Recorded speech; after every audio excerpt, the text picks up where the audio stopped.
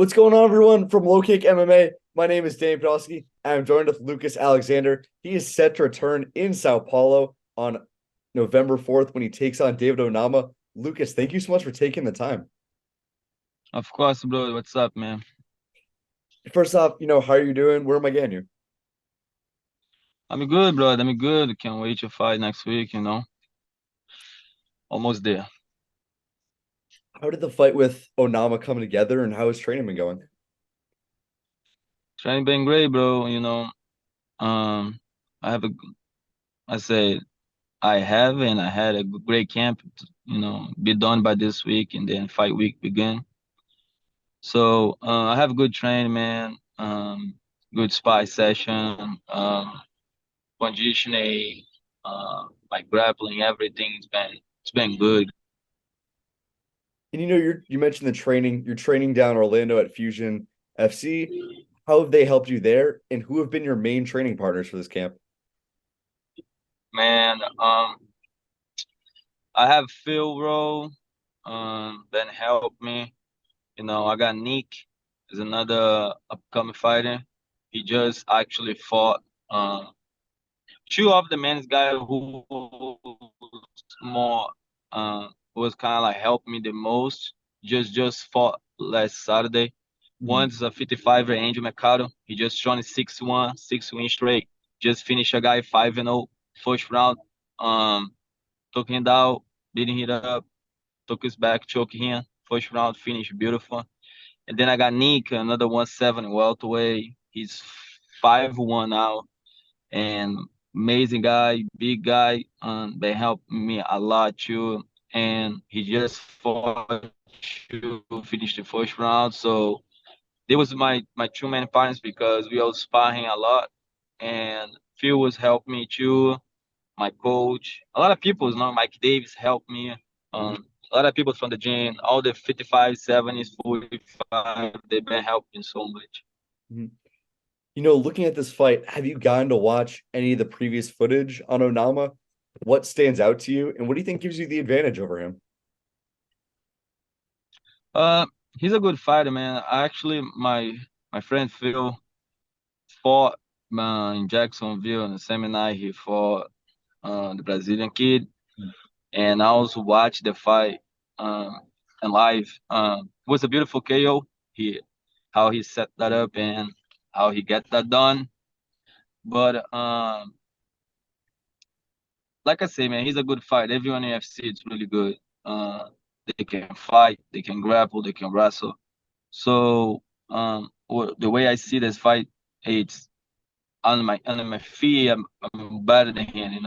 So any strike exchange and speed and time, I think I'm better.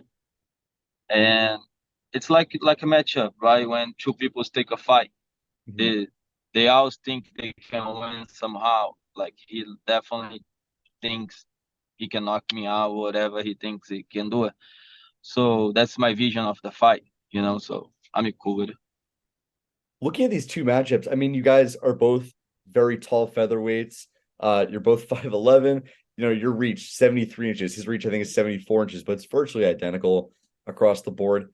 Do you see this fight turning into, more of a kickboxing, stay at range fight within the octagon, or could we also see your ground game and wrestling as well? It's a fight. You do anything to win So if I have to, I do it. But I think he's gonna shoot first on me Hmm. because at the end of the day, I spar and I train with a lot of strikes. And the way I see it, when the exchange starts and the fight starts or the training starts, they all shoot. So I don't know if they shoot because the the way I fought, or they shoot because they think they have more chance to beat me on the ground. But um, if everyone do a homework, they know Fusion. They are recognized by being a grappler champ. Hmm. So like we have Rodolfo, amazing black belt, and multiple times world champion jiu-jitsu. My coach, black belt under Liborio. So like lineage. So all the kind of like whole drill and stuff. We drill and you train a lot of grapple. So uh, I didn't get opportunity yet to show, but I've been working and I've been getting a lot better. So like I say, man, I think he's gonna shoot first, but if I have to shoot, don't bust my ego, sorry, don't hurt my ego or anything like that. I do anything to win a fight, especially in UFC. So Yeah, especially in the UFC, especially for you, you're going to Brazil, the country you're from. How much of an extra motivation does that add to, having the home fans behind you in Sao Paulo? yeah, man, I can't wait. Actually, it's funny. I tried thinking about to see if I can visualize and see how it can go, but it's almost like impossible to build a scenario on the head because the magnitude of the moment it's so big, So kind of like I heard this once, like God don't give grace to your imagination. It's almost like I can't imagine how much it is, if I try, but I can't wait to next week. I have the feeling. So I think I just need to sit tight, wait because it's coming. How does going into Brazil, where you're going to be the hometown favorite, how does that compare to your last fight when you were in San Antonio and you were in enemy territory, I guess, fighting Steven Peterson? Yeah, it's funny, man. I don't get attached to things like that. Like I don't think like I'm more happy to be fighting Brazil, right? I'm not trying to take away from Brazil peoples and everything, like, but I know they're going to support me and they're gonna give me amazing energy. That buzz a little bit that helps, but at the end of the day, like I feel like as a fighter, right? At that moment when you walk over there, I don't even I don't thinking people's thinking about because I did it, right? When I was walking with I literally forget until Bruce Burke starts and usher the name, and everyone starts like go a little bit more hype for him, right? And I'm like, oh yeah, he's from here. That makes sense. And then like as soon as the referee, are you ready? I say yeah, and literally, ow, didn't even remember it. So, but I know there's a different impression. But I don't know how I'm dealing well with it. I don't know how he's dealing, but I don't think he cared about that. So You were an underdog against Steven Peterson and yet you won that fight. You're an underdog again against David Onama. Is that something you pay attention to? And does that give you any extra motivation? no, I don't care about. I don't even know how much underdog I am this time. If you know, let me know. But I don't even care. It's pretty cool to know, like, oh, okay, I'm an underdog. But this is not a certain thing. Oh, just because I'm an underdog, I'm gonna prove it wrong. That's too much cliche. Like, I'm I waste my energy with the things that actually matter to me, and that doesn't matter to me because um I I fought a lot of people when they was the underdog and I beat them, and I'm the underdog and I beat them. So that doesn't really matter to me in my opinion. And by the way, just you're about a plus 150 at the moment, so not a heavy underdog, but a slight underdog. Do you feel like because of your UFC debut, you took a short nose fight against a really tough opponent in Joe Anderson Brito? That fight doesn't go your way. Do you feel like you're at all overlooked because of that loss? Yeah, man, of course I am, but I mean it's like this. Look, um, thinking about a design, right? Like everyone, I think Anthony Pettis said that once, and he's like, "You're as good as your last fight." So like, everyone kind of forget everything he did, and most people who's actually it's in love with the sport, they appreciate that, right? Because thinking about this, in let's say like in 2 years or 3 years, like I don't even know how much he did. He did like 12 tire defense, 12 tire fights, right? You get it's almost like 4 fights per year. So thinking about this, you have the opportunity to see this guy who's a champ fighting 4 times a year. Like, and if you like the skill set he have, right? Like oh my gosh, like I'm hyped because I can watch a design 4 times a year. Thinking about Alex Pereira, everyone love Alex Pereira, but look, that's his third fight in a year, right? People just okay, I'm excited for the fight, but they forget the process to get to the fight, right? So like people's complain about him come back to Jan Blazovic and oh he just lost for Adesanya, knock get knocked flat out and he gonna take a fight again in 3 months. That's not good for his brain. And then if he lost, right? If he lose a fight, people was saying, oh, he lost because the fight if Adesanya. But since he won, right? Oh, he's the next champ.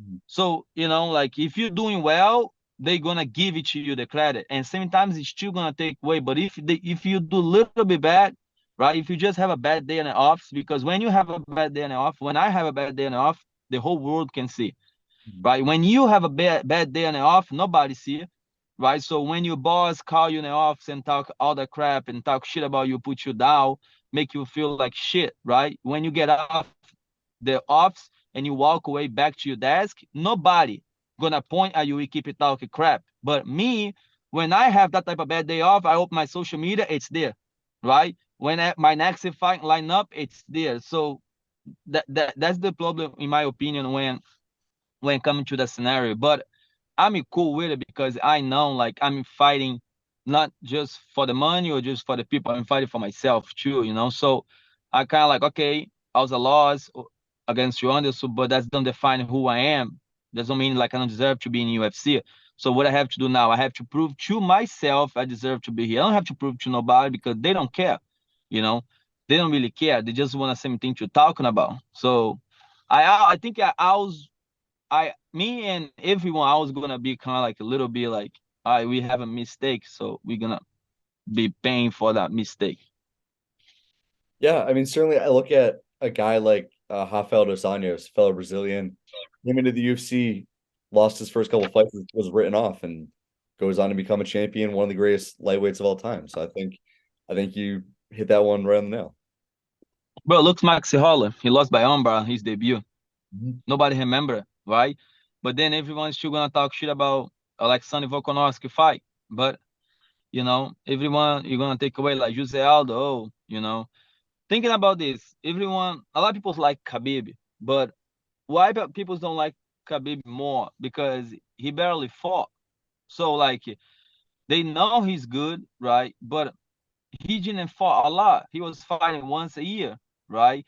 And like twice a year, and then injury, and then the make weight. Like it's a lot of things behind that. But doesn't define who he is. He's still a good and a great fighter, right?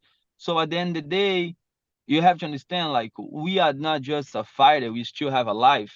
So if you didn't perform so well in a fight, same thing go on or same thing happen, like on a life. So you're not supposed to just go there and throw rocks and say, oh yeah, nah, this fight is easy. This is not such an easy fight in UFC, right? So like people went to fight Steve. I heard a lot of breaking downs and I was laughing. Like a friend of mine sending YouTube all the projections, like people who's betting. Then it's gonna be an easy fight for Steve. He's gonna finish Lucas in first round. Say, brother, what do you think? Like, you think he 8 weeks for the campaign? You think yeah, I'll like how can you project something like that? Just basic and numbers like that. There's not such a thing for that. So you should look at the other way. Like you should look like I was fighting for my contract. So you think I'm not have the willing to give everything just because I take Joe Anderson? I take Joe Anderson to fight again anytime, any day on the earth. Like I still want the fight back, and I will eventually get down the line. But like that's why I don't really care about being underdog and stuff like that because people just talk. I mean, well, certainly you look fantastic as the underdog against Steven Peterson. So I think the point's well Yeah. taken. Um, you know, looking at the current state of MMA, I mean, there's just a wealth of Brazilian talent. Alexandre Pantoja recently became a champion. Alex Pereira is fighting for a championship. Jalton Almeida, he's the main event of the card you're on. Looks like just an absolute killer and a perennial heavyweight champion. How do you feel about the current state of Brazilian MMA, and where do you see yourself fitting into that picture? No, man. Yeah, I think this. this generation is one of the best, because I'm not too old. I'm 28.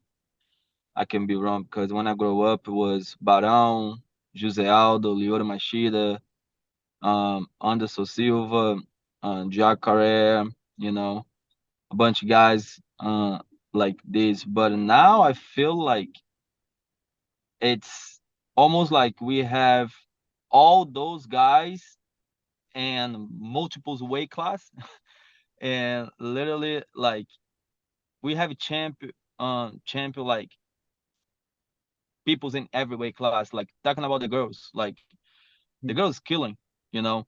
And then we have 35, 45, 55. Like 55, we have Bonfim, the brothers, and then 170, another great talent. Both of them, 155, 170. Then in 85, you got Caio, and the heavyweight, you got Giotto. So like, there's a lot of people, man. Me, I am in the 45, and then you have Lucas Almeida, 45, and then we have Ricardo and a 45. They all amazing fighters.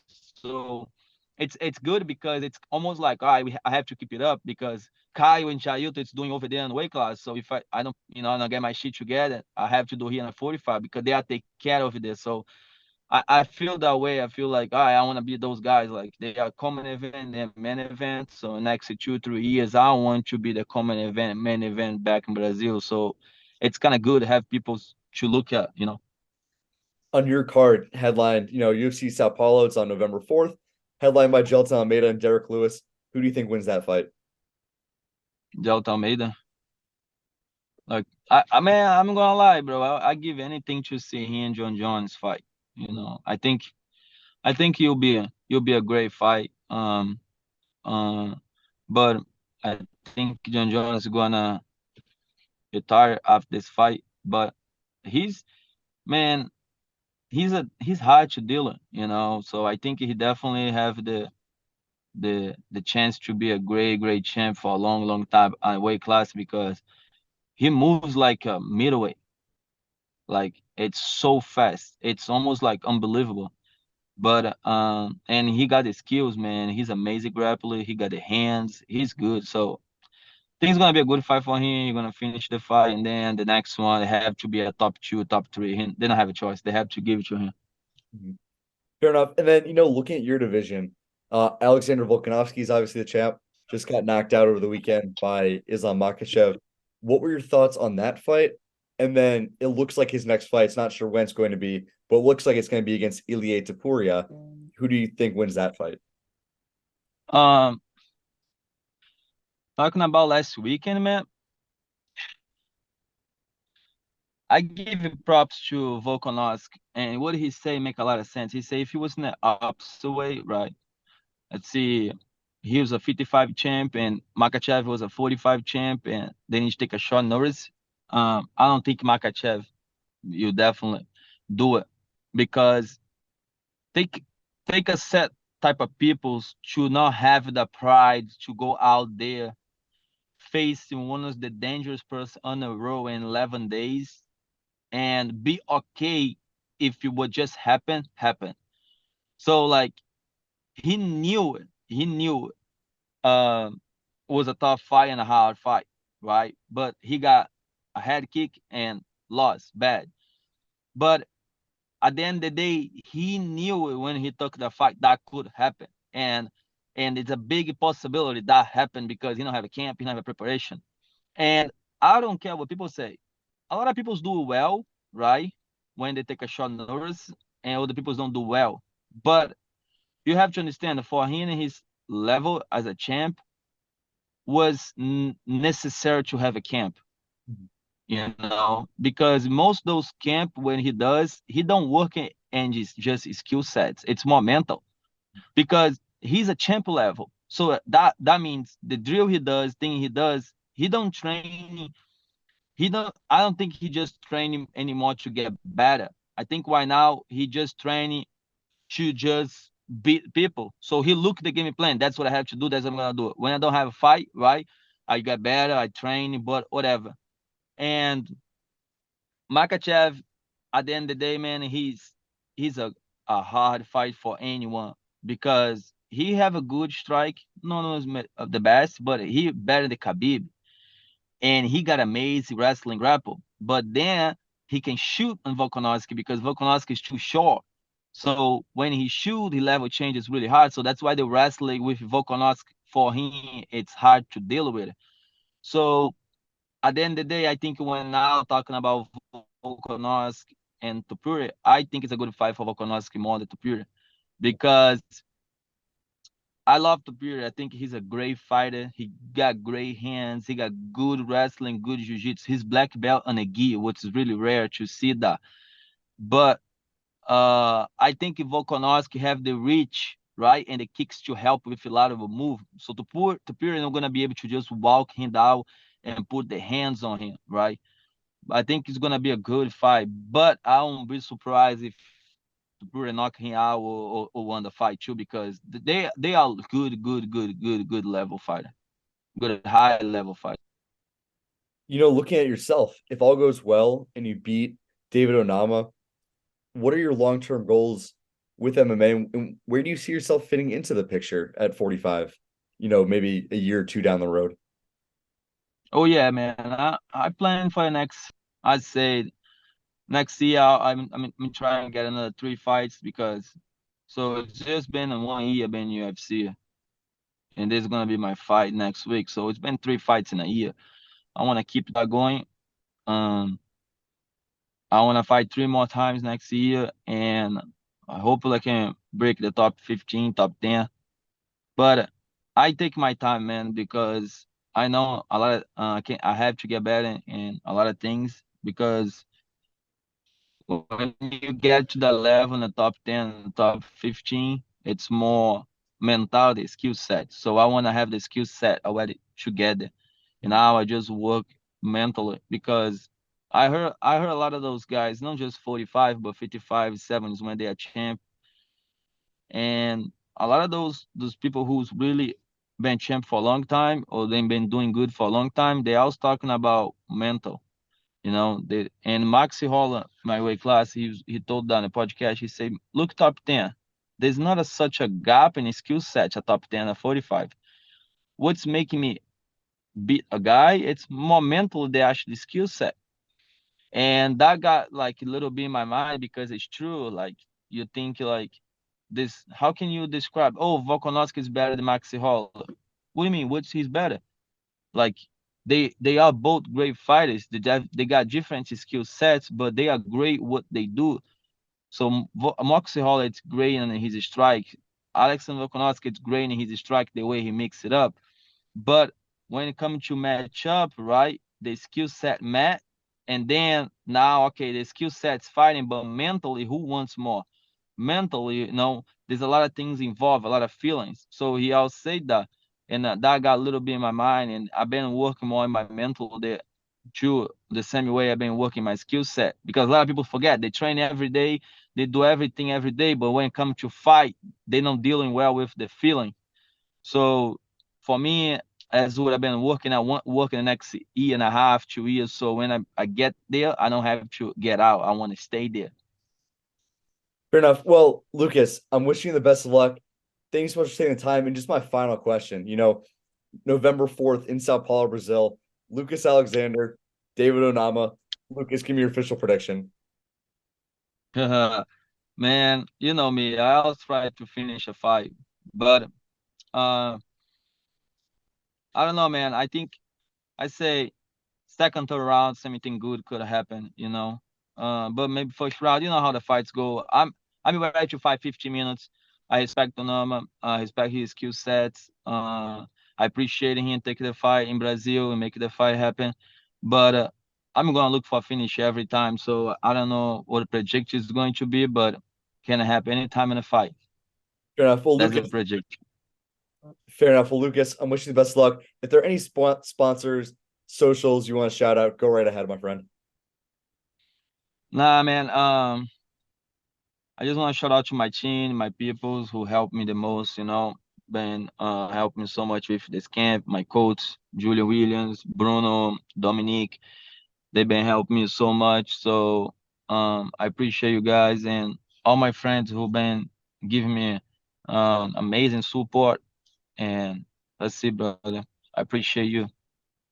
Guys, Lucas Alexander returns to the UFC Octagon in Sao Paulo on November 4th. He takes on David Onama. You will not want to miss this fight. Lucas, best of luck to you. Thank you so much for taking the time. Thank you, brother. Appreciate you, man. Have a good day, bro. Make sure to subscribe to the LowKick MMA YouTube channel for all the latest news, event previews, and interviews with some of the biggest stars in MMA.